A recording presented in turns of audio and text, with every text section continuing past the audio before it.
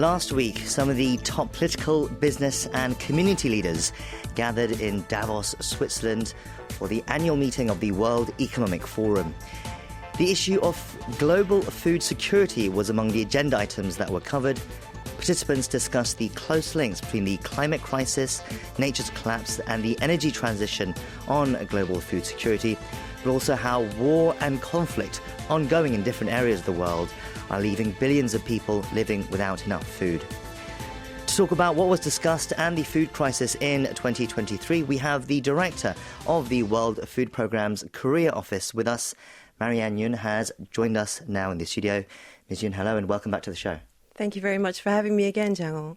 Before we talk about the issues that were perhaps discussed at the recent World Economic Forum event, can you first talk us a little bit about the achievements by the WFP last year?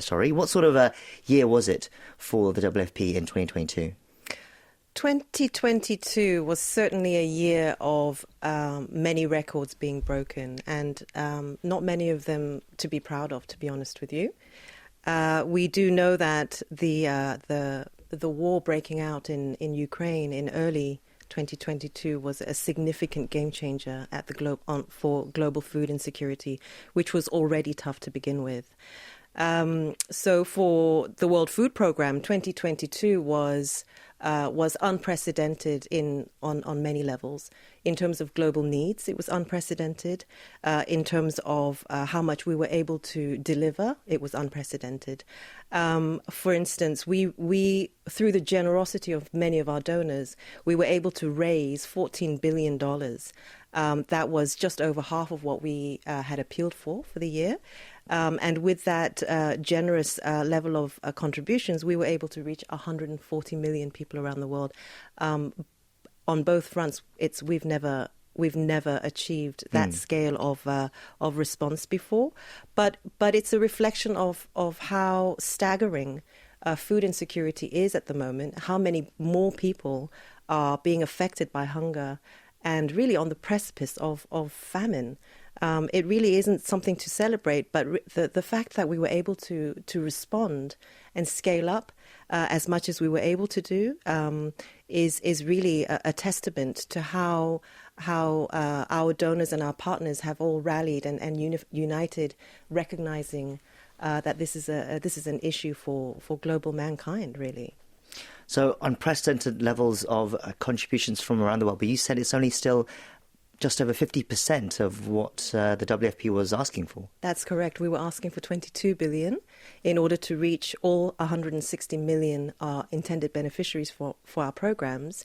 We were able to reach 160 million because we fell short of what we needed. But it was still very, very impressive. Sure, that definitely shows the scale of the issue at hand. South Korea was one of the countries that also stepped up in donations in 2022 and in fact became the 10th largest donor country to the WFP. It contributed more than $100 million. What do you make of this achievement by South Korea? As a South Korean myself, I'm immensely proud of my government. First of all, it was 60 odd years ago when we were among the poorest nation in the country on the receiving end of assistance. In a single generation, look what we've achieved. And, for the Republic of Korea to make it in the top 10 donor ranking for the World Food Programme, and that's just one UN agency. It really is an incredibly impressive achievement, it's worth noting that this assistance isn't coming just from one channel of the government. It's coming from the Ministry of Foreign Affairs. It's also coming from the Ministry of Agriculture, Food and Rural Affairs, and also in strong partnership with the Korea International Cooperation, KOICA, with whom the World Food Programme is working hand in hand in many, many countries around the world, including Africa and Asia. There's also the National Assembly, members of Parliament, more than 30 members of parliament, including the speaker himself, attended a rallying call to action in response to the unprecedented food insecurity around the world when our executive director, Mr. David Beasley, was visiting in July last year. And to mention the visit of Mr. Beasley, it was during that time that our national hero, Son Heung-min, became our global goodwill ambassador. And at the national level, we have also a very wonderful advocate, Chef Tony Yoo Hyun-soo, Chef-nim. The fact that we have these voices, these influential voices in Korean voices, really, lending support to the work and the mandate of WFP. It's really so inspirational. We've also had a private sector company come forward with an amazing record-breaking single contribution from a South Korean company to the World Food Programme for our assistance in Ukraine. And there are many more achievements that I could speak about. But this year marks the 60th anniversary for the World Food Programme and the Republic of Korea's partnership and cooperation. So it is a meaningful achievement for us to reflect on today. Sure. So another historic milestone in South Korea's journey from recipient to donor to the World Food Programme. Absolutely. And it's certainly, there's a lot, it seems, that South Korean people can be proud of. Looking back at the overall situation, though, and despite many of the achievements we have talked about, there are lingering issues that remain, right? New risks that perhaps we should be looking out for? I think it was just under a year ago when I was last here on your show, and at that time I was speaking about 276 odd million people around the world who were facing acute food insecurity. So less than a year on, that number has increased to 349 million. So within a space of a year or so, the numbers are spiking at a pace that we have never seen before. And if you compare it to pre-pandemic levels, that's about 200 million people more who are facing hunger and food insecurity. Now, last year, especially after the Ukraine war broke out, which really, as you know, disrupted global supply chain across many fronts, last year our concern was on the on the affordability of food. The food prices were rising. The cost of shipping and supply chain was disrupting, normal trade and movement of food and other commodities across the world. And this was affecting, especially the countries that are, the developing countries where we have a lot of our projects and where we operate. A lot of these countries were finding it very difficult to source the food that they need. What we're now looking at is a potential crisis affecting food availability. This is very concerning because the price of food may have stabilized somewhat in the past few months.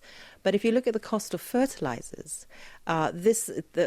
since June of mid-2020, the cost of fertilizers has increased by about 184 fold. I mean, it's difficult even to wrap your head around these figures, and so the disruption on fertilizers is having a compounding effect on production, especially in developing countries that rely even more on their own domestic agriculture sector. And so our concern in 2023 is really about production levels and food availability, which is a major concern for us. Right, so rising prices having knock-on effects, perhaps that were hard to foresee as well, the extent of it anyway. On that note, let's turn to the World Economic Forum now, which was held last week. As always, it's a high-profile event. Many issues are discussed, but one of the issues was food security. That was a major talking point. Can you tell us what was discussed during the event last week? As always, the World Economic Forum is a melting pot for bringing all different sectors and major and minor stakeholders together around, various global issues. And so it's very meaningful that food security was one of those, top agendas that came out of the forum. The World Food Programme engages in this forum on a yearly basis, and again this year we were no different, because the fact that we have some 349 million people around the world facing food insecurity. This is a level we've never seen before. Ever, and this is across something like 79 countries. It's an issue for everyone, and so it's good that it came out in the World Economic Forum, because that is where such an issue does belong, and it's a conversation that transcends the public and the private sector, because in order to come up with a solution to even tackle that immediate problem, and never mind mitigate it getting even worse, it requires really the uniting of governments, of companies, of academia, of think tanks, of all these stakeholders, because the world is facing not only increasing conflict. It's still reeling and recovering from the impact of COVID. It's battling with inflation and economic impact. But what is really at our doorstep is the climate emergency, and that requires the concerted effort of all, both individuals and nations. And so it was apt that world food insecurity was among the top agendas of the World Economic Forum. Right, the climate issue, it's all interlinked at this point, and that is, of course, another issue that was high on the agenda at Davos. From what was discussed, what perhaps key points stood out for you? Were there anything that you saw from the event that was discussed that you would like to highlight? Well, I think when it comes to the climate emergency, the fact that we have stopped talking about climate change and now we're talking about climate catastrophe already facing us and facing mankind is in itself a very big change in perception to what is facing the international community. And it's not just only... It's no longer just one of many different factors that are behind rising food insecurity. It is an existential issue facing the whole world, and it knows no borders. So I think the gravity of what we're facing, potential extinction and all of that, is something that is, I think, really hitting home now. In terms of the World Food Programme's projects and what we're doing in terms of the climate emergency, more and more we are talking about, and we're getting good reaction from our partners, is the need to react faster, sooner, before an emergency hits. So being able to anticipate and provide assistance even before communities and nations are actually affected by some kind of a climate crisis. So this means working on early warning systems, educating, building capacity on the ground of different first responders, including the people who are most vulnerable when a climate emergency hits. So I think really advancing the operational discourse into not responding to an emergency, but actually anticipating an emergency. I think we're getting good traction in terms of that evolving narrative. This situation comes, though, however, amid the economic situation, which is not rosy for the world. The IMF has warned that a third of the global economy will be in recession this year. So it's a challenging time for all. Despite that concerning forecast, though, as well as domestic challenges for a lot of countries, I'm sure, how important is it that we continue to give our attention and support to mitigating global hunger? What message might you have for our listeners? As I mentioned earlier, Chang-o, the world is so connected. What happens on one side of the globe will affect the other side of the globe too. Our supply chain, for instance, is all connected. If left unchecked, things like the climate emergency, climate crisis, conflict, all lead to destabilization. Destabilization means population movement. People will move. If their lives are at risk and if they're vulnerable, they will move. So that problem will not stay somewhere else. It can potentially come to our doorstep, like we have seen happening in Europe for many years. And so these are issues that the world needs to recognize and deal with together. And you're right. There are many countries facing recession, rising food prices. Our country is one of them. The number of countries facing increasing domestic food price increases has almost doubled in a year.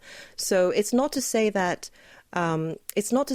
we don't recognize that there is challenges and hardship across the board. But if we don't work together, and if we don't work on two fronts. One is saving the lives that are already affected, and second is to actually protect and build up the resilience of those who are actually next in line.